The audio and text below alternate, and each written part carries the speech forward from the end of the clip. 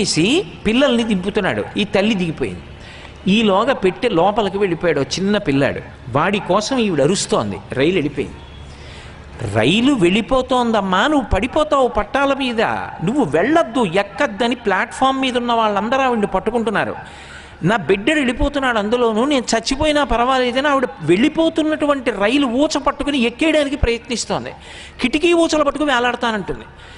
నేను నిజంగా ఎంత గగుర్పాటు చెందానంటే, ఆ భర్త ఏమీ తెలియని అమాయకుడు, అలా ఎక్కుతావు చచ్చిపోతావు ఇంతమంది పట్టుకుంటే వినమే అని కొట్టేశాడు. ఒక పక్క భర్త కొట్టేస్తున్నాడు, ఒక పక్క ఒంటి మీద బట్ట సరిగ్గా లేదు, జారిపోయింది. ఆమె గుండెలు బాదుకుంటూ రైలు వెళ్ళిపోయిన వైపు పరిగెత్తుకెళ్ళిపోతోంది అంతే. కానీ మహానుభావుడు నేను మర్చిపోలేను, ఆ స్టేషన్ సూపరింటెండెంటు వాకీటాకీలో మాట్లాడి రైలు ఆప్ చేశాడు.